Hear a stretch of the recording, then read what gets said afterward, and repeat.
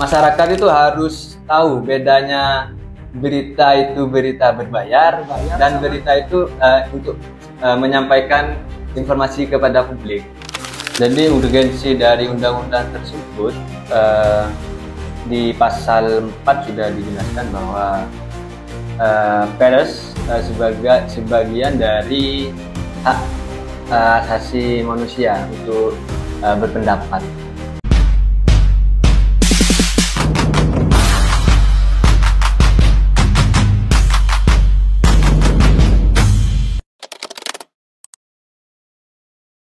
Hey korban ghosting, balik lagi di komentator kali ini.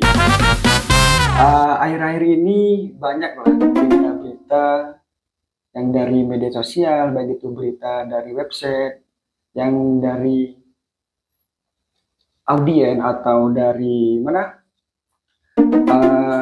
netizen itu berpandangan semua berita yang dari website atau dari berita-berita mana itu beranggapan nah ini benar berita ini. Akan tetapi di samping itu, apakah netizen itu nantinya dia berpakaian analisis apakah ini benar apa enggak beritanya. Nah, kali ini kita kedatangan dari narasumber seorang pimpinan redaksi juga nih. Pimpinan redaksi sekaligus bagaimana tanggapan fenomena terhadap dengan netizen yang kayak memakan berita secara mentah-mentah kali ini tanpa memfilter dulu terkait dengan suatu berita tersebut. Yang pertama untuk masyarakat dalam mengonsumsi informasi tersebut harus lihat dulu medianya itu sudah terverifikasi Dewan Pers atau enggak, serta isi beritanya kan pasti banyak media juga meliput informasi tersebut. Kita membandingkan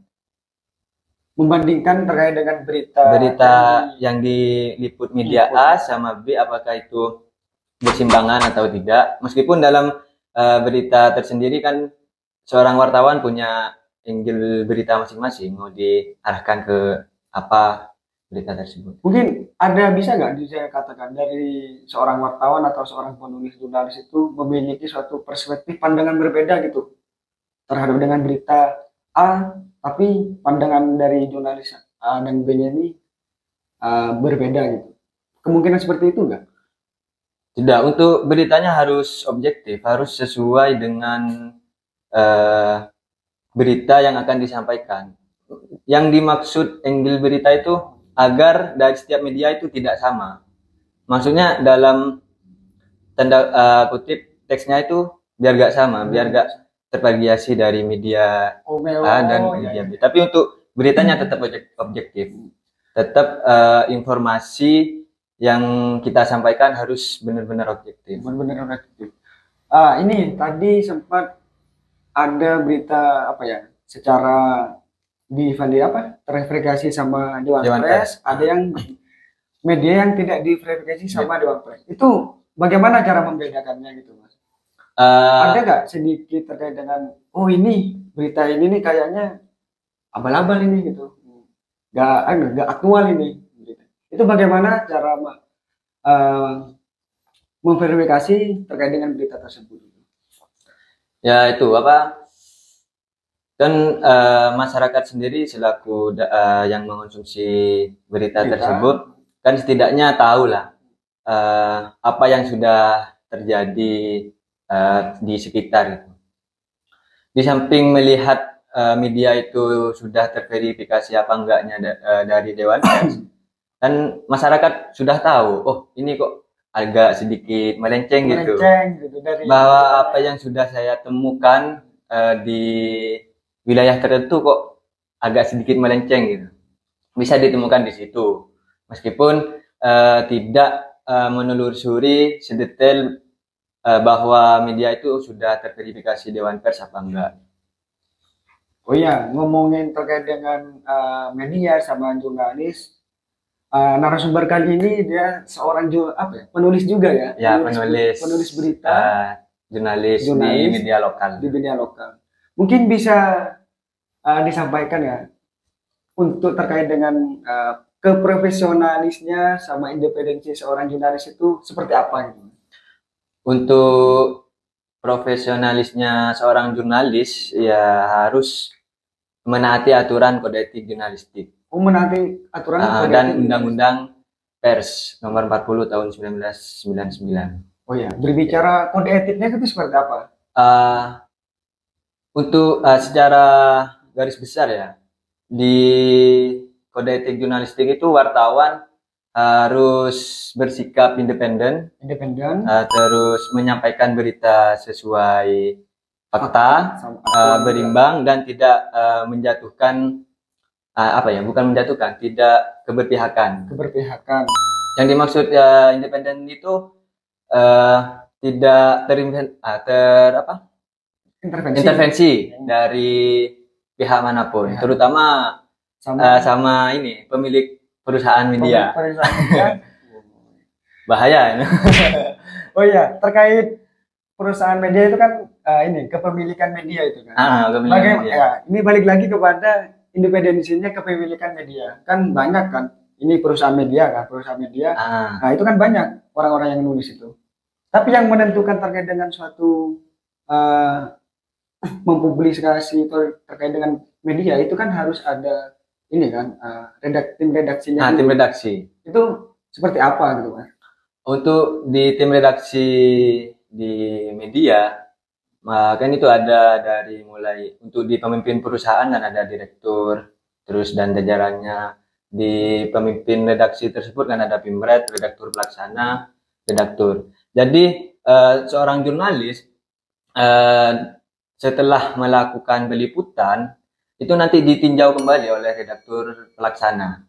Apakah berita tersebut sudah memenuhi syarat, sudah kode etik jurnalistik yang sudah yang sudah dipegang dalam seorang jurnalis, apakah sudah mumpuni gitu, baru kita naikkan. Dinaikkan. Sama ini ya tim dari tim redaktur pelaksana atas persetujuan pimret. Kemungkinan ini enggak dari seorang pemilik media terkait dengan independensinya dan profesionalismenya terkait mempublikasi lah media itu bisa ini sama kayak ini penulis yang lainnya juga, atau enggak itu punya kerjasama gitu. Oh, kalau itu ya ada istilahnya, ada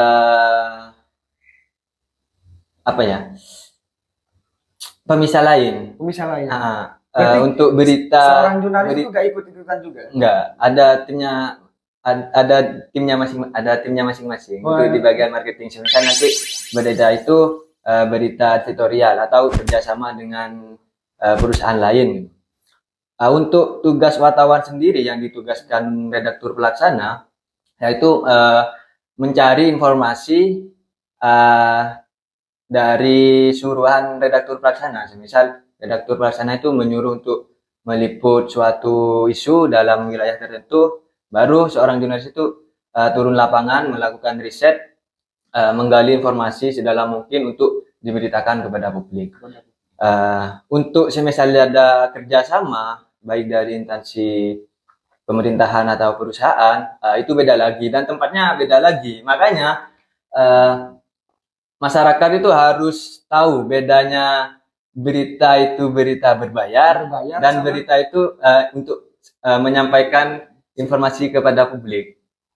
Kadang ini, maaf ya Pak Tom. Kadang masyarakat itu beranggapan bahwa media ini baik gitu kan, menyampaikan baik-baik terus gitu. Kok bisa memihak ini terus?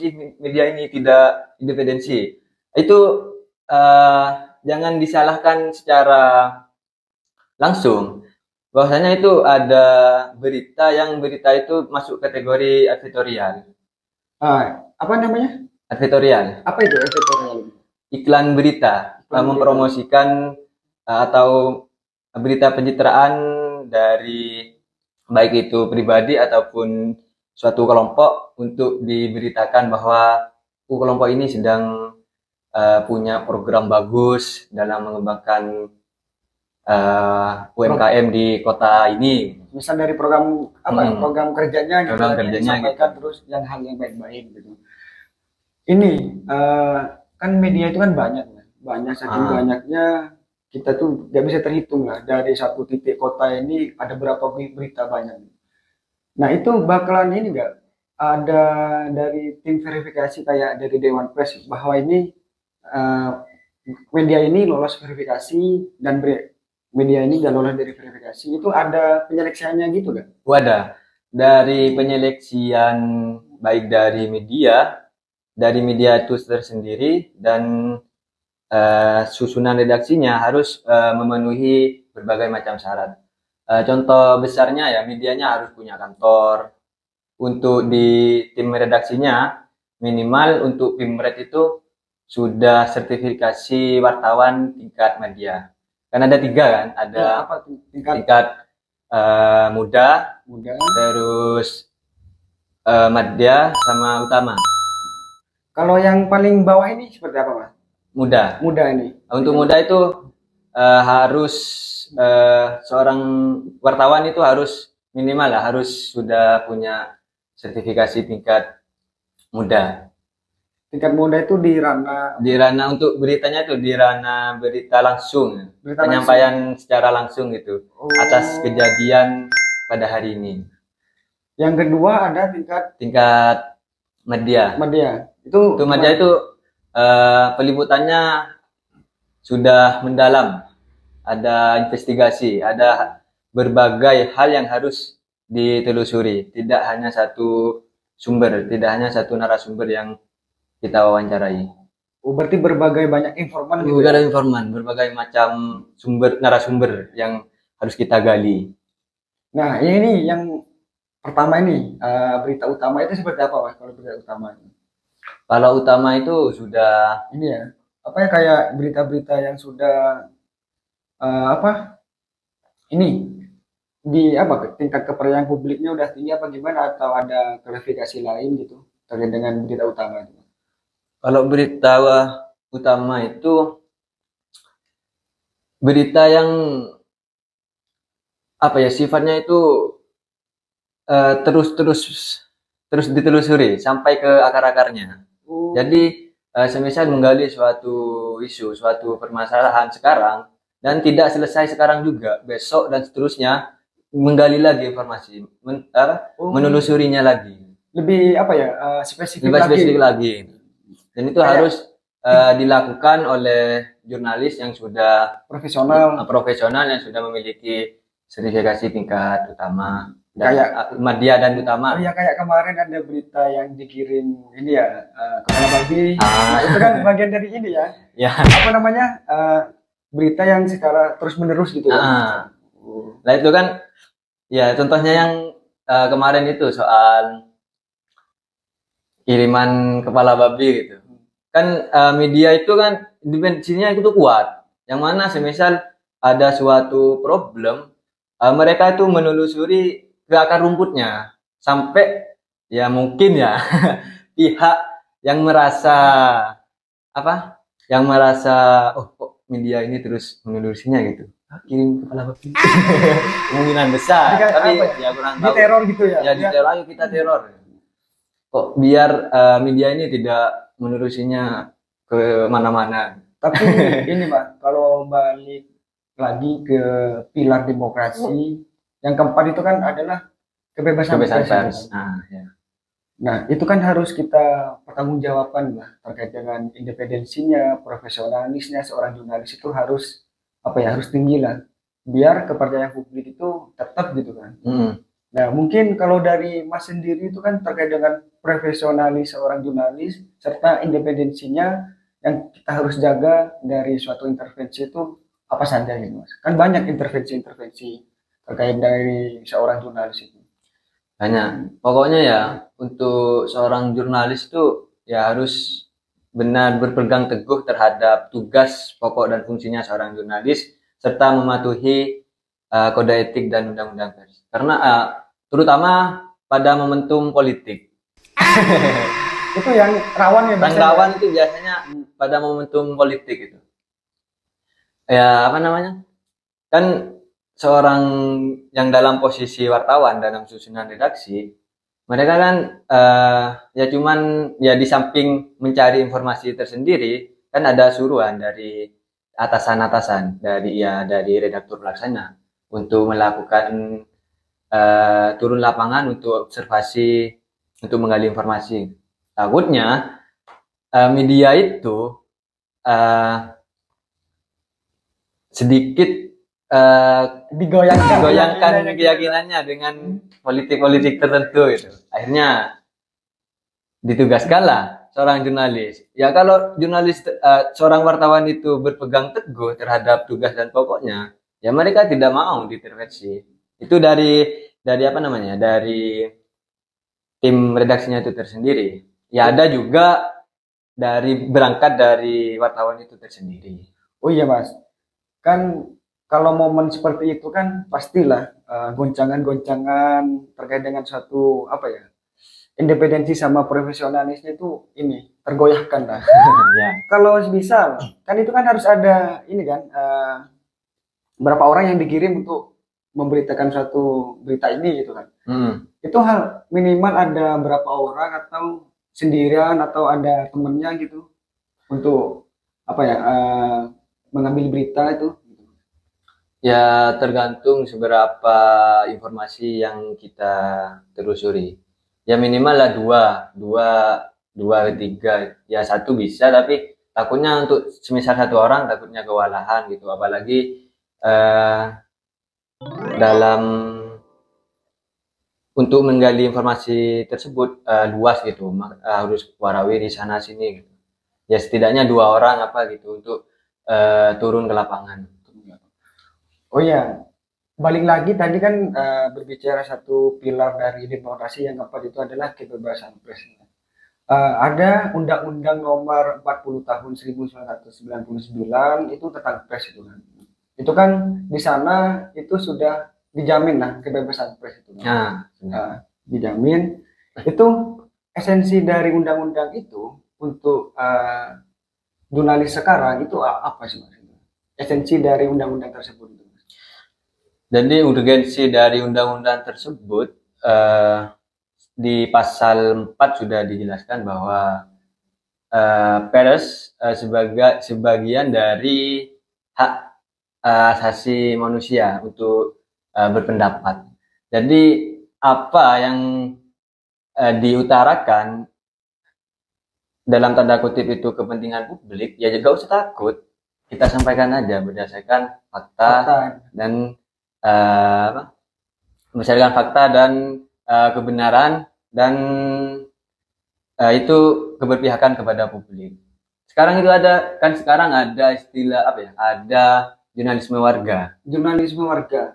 Itu sejak kapan ya jurnalisme warga itu? Jurnalisme warga itu sekitar tahun 1000-an lah, kalau nggak tahun 1000-an, tahun 2000-an. 19 kalau nggak tahun 19 tahun 2000-an. Itu bisa diceritakan sedikit nggak terkait dengan jurnalisme warga itu? Untuk jurnalisme warga itu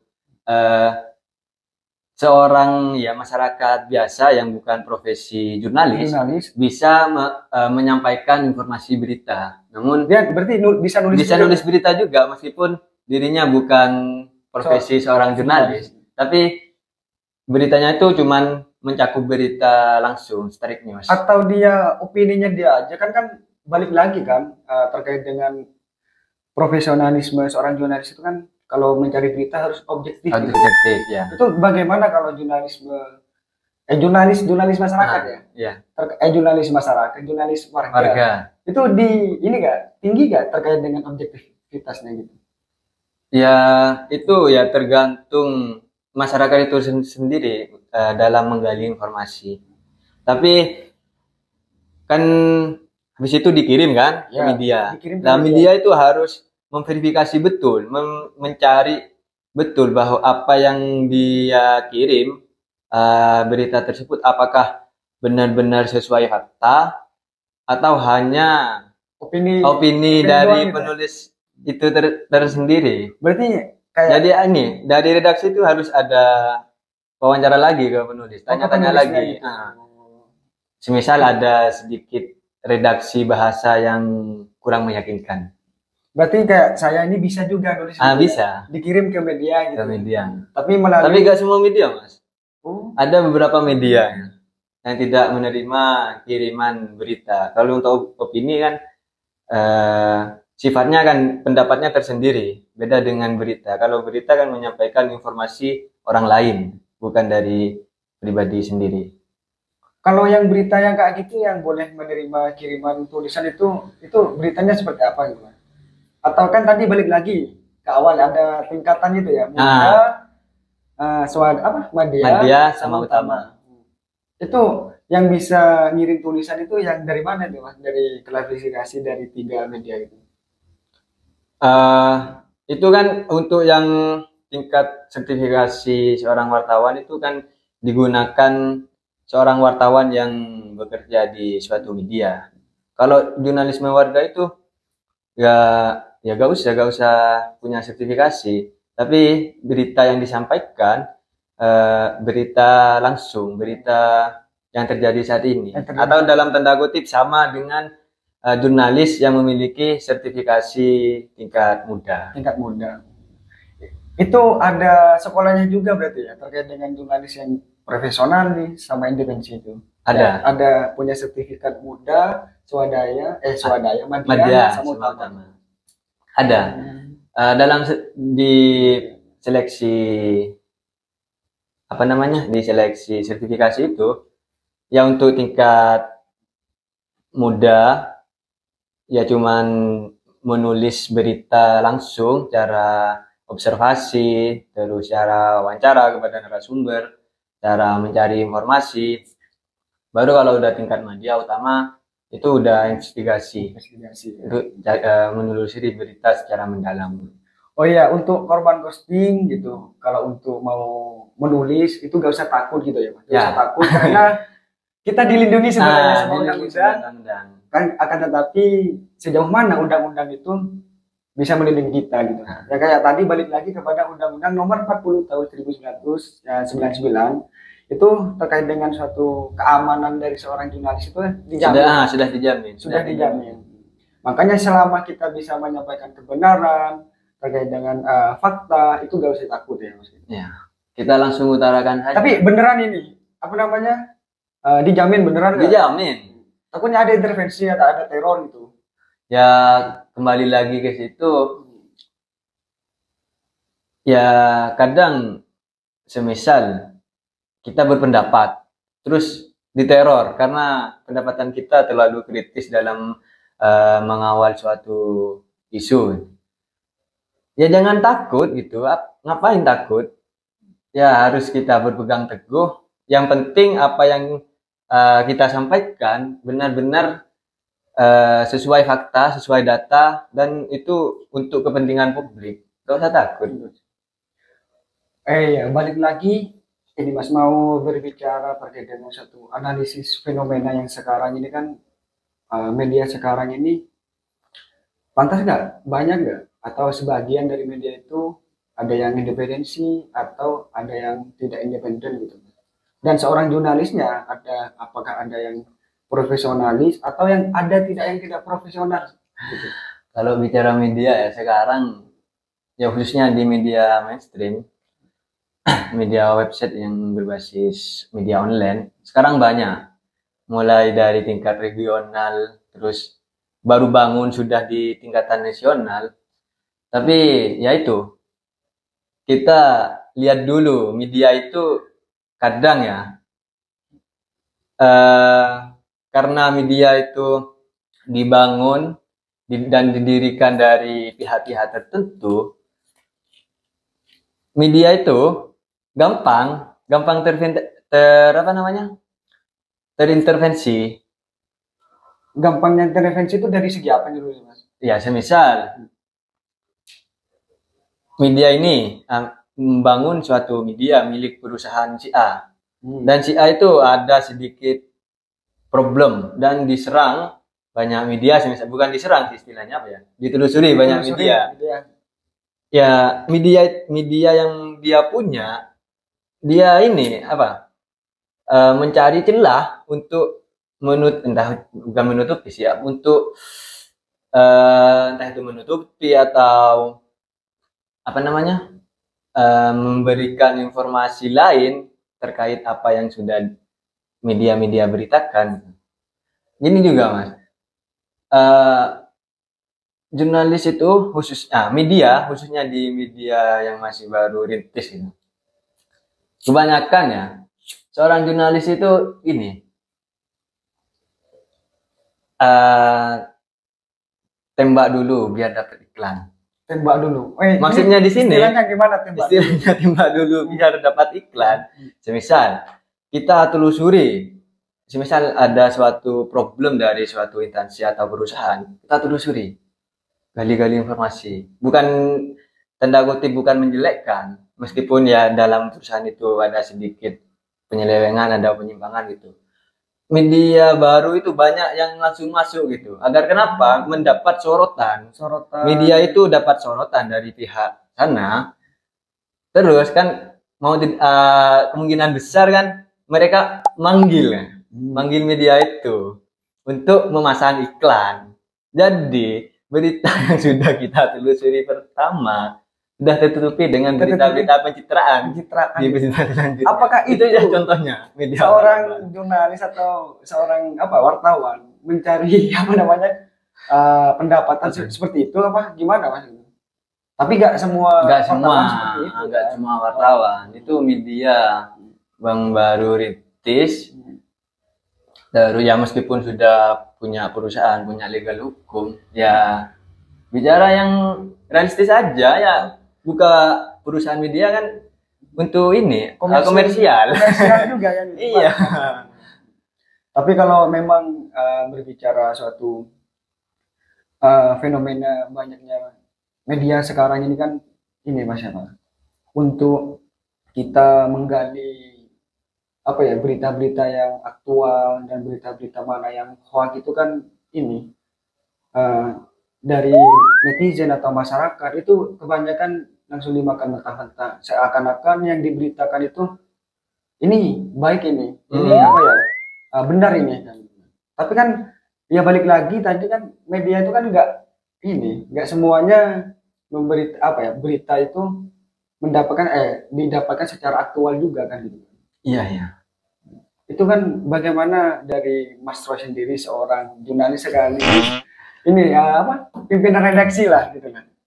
Di medianya sendiri itu bagaimana gitu Mas? Itu ada yang dalam media itu ada yang menerapkan berita cek fakta.